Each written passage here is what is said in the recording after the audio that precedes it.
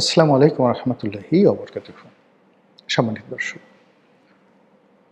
Doctor Mohammad ইউনূসের জামানাতে দিল্লির সঙ্গে ঢাকার সম্পর্ক রীতিমতো তলানিতে পৌঁছে গিয়েছিল এবং ওই সময়টিতে বাংলাদেশ এবং ইন্ডিয়ার মধ্যে রীতিমতো একটি যুদ্ধাবস্থা বিরাজ করছিল। ইন্ডিয়া এবং তাদের যে সকল মিডিয়া রয়েছে, অনেকে এগুলোকে গদি মিডিয়া বলেন, মানে নরেন্দ্র মোদীর অনুগত মিডিয়া, তারা সীমান্ত অঞ্চলে ইন্ডিয়ার সৈন্য সমাবেশ, যুদ্ধবিমান স্থাপন, তারপর মাঝারি পাল্লা, স্বল্প পাল্লার ক্ষেপণাস্ত্র, মানে আমেরিকা এবং ইরানের যুদ্ধ নিয়ে ইসরায়েল, ইরান এবং আমেরিকা যেভাবে পরস্পরের বিরুদ্ধে প্রচার করছে, ডক্টর মোহাম্মদ ইউনূসের জামানাতে ভারত এবং বাংলাদেশের মধ্যে যে যুদ্ধাবস্থা ছিল, এটি ভারতীয় মিডিয়া এবং সামাজিক যোগাযোগ মাধ্যম রীতিমতো এটিকে বিশ্বযুদ্ধ বানিয়ে ফেলেছিল।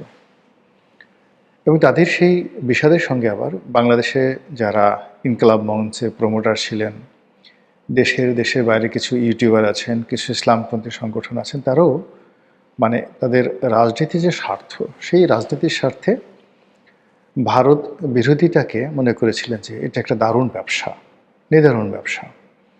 জনগণের আবেগ নিয়ে, সেন্টিমেন্ট নিয়ে খেলাধুলা করলে কি হয়, পরিণতিটা কি হয়, এটি ওসমান হাদির মৃত্যু এবং সেই আবেগকে কেন্দ্র করে ঢাকা বিশ্ববিদ্যালয় চত্বরে তার দাফন কাফন এবং তার সমাধি সেখানে করা, মানে কবরস্থ করা, এই বিষয়গুলো ফুটে উঠেছে।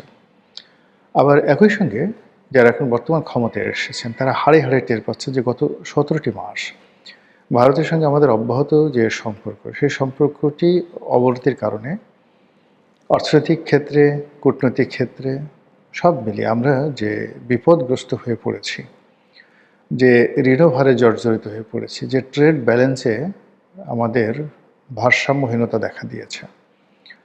তারপর আমাদের যে দুই দেশের মানুষের মধ্যে যে মনস্তাত্ত্বিক সমস্যা দেখা দিয়েছে, সীমান্ত অঞ্চলে সীমান্ত রক্ষী বাহিনীগুলোর বাড়াবাড়ি বাংলাদেশের এবং ভারতের, তারপর ভিসা বন্ধ করে দেওয়ার কারণে কলকাতা, আগরতলা, আসাম থেকে শুরু করে শিলং, দার্জিলিং প্রভৃতি এলাকাতে যেখানে বাঙালি পর্যটকরা সবসময় গম গম করে, সেখানে এক ধরনের মনস্তাত্ত্বিক ফ্রাস্ট্রেশন লক্ষ্য করা গেছে ভারতীয় নাগরিকদের মধ্যে। একইভাবে যারা প্রতিনিয়ত ভারতে চিকিৎসা করেন, এবং আমাদের দেশে লক্ষ লক্ষ মানুষ রয়েছেন যারা ভারতে হার্ট লাগিয়েছেন, মানে হৃদয়ের চিকিৎসা করিয়েছেন, মস্তিষ্কের চিকিৎসা করেছেন, চোখের চিকিৎসা করেছেন, এবং 3 মাস, 4 মাস, 6 মাস অন্তর অন্তর গিয়ে এগুলো আবার তাদেরকে পরীক্ষা করে আসতে হয়। এই মানুষগুলো গত 17 মাসে ইউনূসের জামানাতে রীতিমতো জাহান্নামে ছিলেন।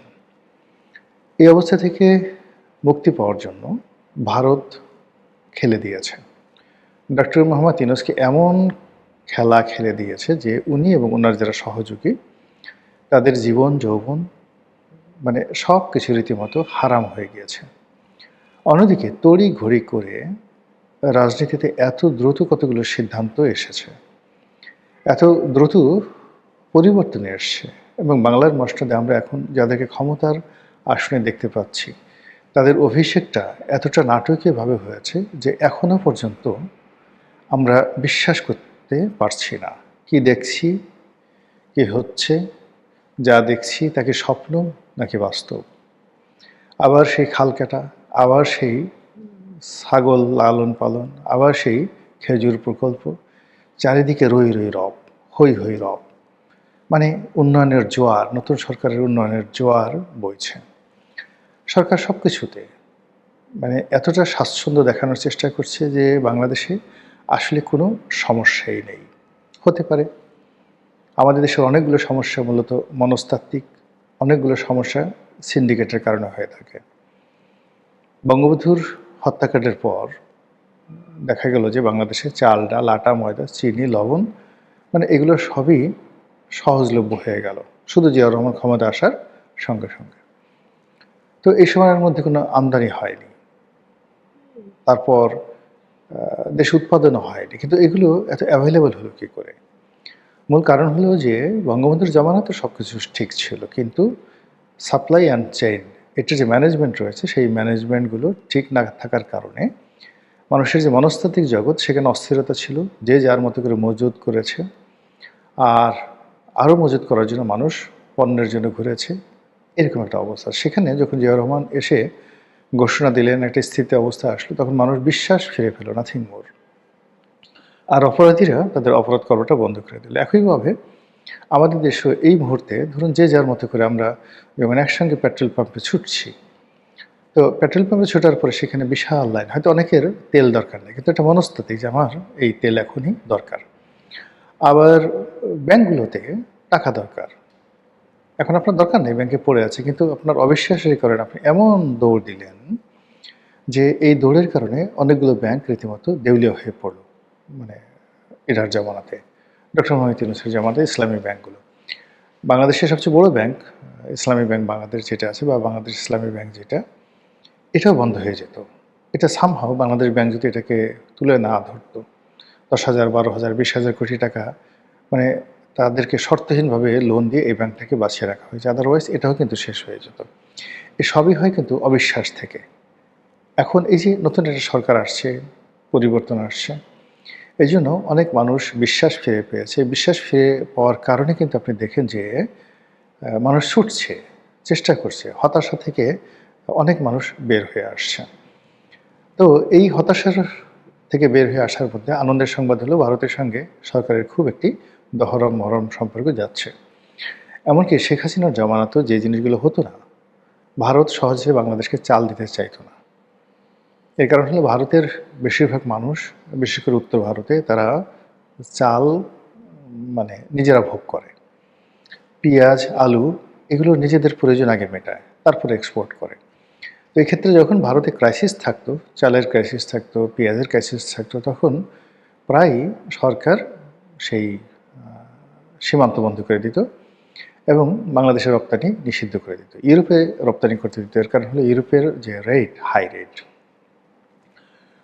তো ইউরোপের রেট হাই এবং ওখানে তাদের কতগুলো ট্রেড অ্যান্ড কমার্সের রুল অ্যান্ড রেগুলেশন রয়েছে। এই কারণে রাতারাতি তারা ইউরোপীয় ইউনিয়ন বা আমেরিকাতে তাদের কোনো এক্সপোর্ট, নিয়মিত এক্সপোর্ট বন্ধ করতে পারে না। কিন্তু বাংলাদেশ যেহেতু ছোটো রাষ্ট্র, তার ইচ্ছে করলে সেটা বন্ধ করে দিতে পারতো। আর যখন বাংলাদেশে পেঁয়াজ বা আলু সহজলভ্য, তখন তারা ডাম্পিং করতো।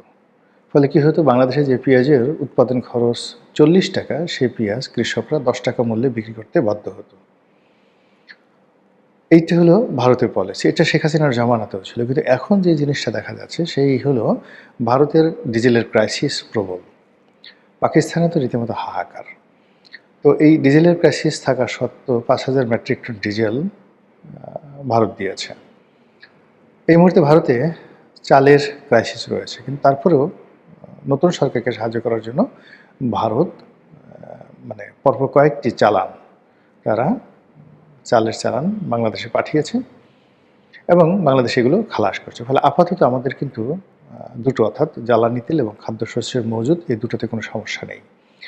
তৃতীয় যে সমস্যাটি হয় সাধারণত ব্যালেন্স অফ পেমেন্ট, অর্থাৎ আমাদের যে ফরেন রিজার্ভ, এটি মোটামুটি এখন সন্তোষজনক অবস্থানে আছে। ব্যাংকগুলো একটা স্ট্যাবল অবস্থার মধ্যে আছে। এবং এবছর যে ঈদ বা ঈদের পূর্ববর্তী যা কিছু হয়, সারা বাংলাদেশে কেন জানি কোথাও কোনো ঘটনা ঘটেনি। এটা আল্লাহর একটা রহমত।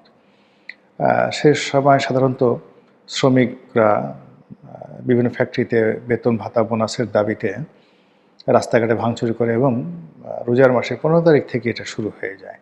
আল্লাহর মেহেরবানিতে এবছর কিন্তু এটা হয়নি, এখন পর্যন্ত হয়নি। পদ্মা সেতু, যমুনা সেতু যেখান দিয়ে মানে গাড়ি পারাপারে বিশাল সিরিয়াল হয়, এবছর হয়নি। এনিওয়ে সব মিলিয়ে সব কিছু ভালো চলছে। আল্লাহ এইভাবে যদি সব কিছু ভালো চালায় এবং কোনো রকম অসুবিধা যদি আমাদের না থাকে, আলহামদুলিল্লাহ। তো এখন যে জিনিসটা নিয়ে আলোচনা হচ্ছে, সেই আলোচনাটা হলো যে ভারতের সঙ্গে বর্তমান সরকারের কী লেনাদেনা আছে। তারেক রহমান সাহেবকে ক্ষমতা আনার জন্য ভারতকে এখানে কোনো গেম করেছে? যেভাবে অতীতে 3টি নির্বাচনে ভারত শেখ হাসিনাকে ক্ষমতা আনার জন্য তারা গেম করেছিল। এটা নিয়ে কথা যাই থাকুক না কেন, ফার্স্ট থিং হলো যে ইলেকশন হয়ে গেছে। আমরা দৃশ্যতে যে ইলেকশন দেখেছি, ইলেকশন ভালো দেখেছি। এখানে অংশগ্রহণমূলক ইলেকশন দেখেছি। বেশিরভাগ ভোট কেন্দ্রে ভোটারে এসেছে। এখন এখানে আপনি যত ইঞ্জিনিয়ারিংয়ের কথা বলেন, এই নির্বাচনটা অনেকটা 2008 সনের নির্বাচনের মতো। 2008 সন সম্পর্কে এখন সবাই বলে যে ওখানে ইঞ্জিনিয়ারিং ছিল, সূক্ষ্ম কারচুপি নয়। ওখানে যাকে বলা হয় 2014, 18, 24-এ যে ঘটনাগুলো ঘটানো হয়েছে সেগুলোর প্রারম্ভিক মহড়া ছিল 2008 সনে। এবং ভারতে যে তৎকালীন রাষ্ট্রপতি প্রণব মুখার্জি, তার মাস্টার প্ল্যান অনুযায়ী আওয়ামী লীগকে ক্ষমতা আনার জন্য ভারতীয় র, তারপরে সেই যে মঈনুদ্দিন ফখরুদ্দিন সরকারের যে গোয়েন্দা সংস্থা এবং আওয়ামী লীগ যুগপৎভাবে তারা কাজ করেছিল। ফলে বিএনপিকে এত গোহারা হারানো হয়েছিল যে বিএনপি সেবার মানে এত কম সংখ্যক আসন পেয়েছিল যেটা কেউ বিশ্বাস করতে পারেনি। তো যা হোক, তারপরেও 2008 সনের সেই নির্বাচনকে মানুষজন কিন্তু গ্রহণ করেছে এবং 91, 96, 2001 এবং একই সঙ্গে 2008-এর নির্বাচনকে একই ক্যাটাগরিতে মানুষ ফেলে যে না, নিরপেক্ষ সুন্দর নির্বাচন হয়েছে, অংশগ্রহণমূলক নির্বাচন হয়েছে। একইভাবে এই বছরের যে নির্বাচন, সেই নির্বাচনের যে অসৌন্দর্যতা সেটা আওয়ামী লীগ নেই। আওয়ামী লীগ নেই আর জাতীয় পার্টি ছিল, কিন্তু তারা অভিযোগ করছে যে তাদেরকে নির্বাচনে অংশগ্রহণ করতে দেওয়া হয়নি। এই দুটো ছাড়া মোটামুটি বাকি যে সূচকগুলো ছিল সেই সূচকগুলো 14, 18, 24-এর নির্বাচনের চেয়ে ভালো ছিল। অংশগ্রহণ বেশি ছিল জনগণের, ভোটার উপস্থিতি বেশি ছিল, মারামারি কম ছিল, প্রতিযোগিতা জামাত এবং বিএনপির মধ্যে একেবারে খারাপ হয়নি। আমরা যেভাবে আশা করেছিলাম যে একতরফা নির্বাচন হবে, নট লাইক দ্যাট, কিন্তু এর বাইরে অনেকগুলো জায়গাতে স্বতন্ত্র নির্বাচন মারাত্মকভাবে প্রতিযোগিতামূলক হয়েছে। ফলে এই যে নির্বাচন, এই নির্বাচনের ফলাফল নিয়ে বিরোধী পক্ষ আসলে সরকারকে ঘায়েল করতে পারবে না। বিরোধী পক্ষ সরকারকে ঘায়েল করতে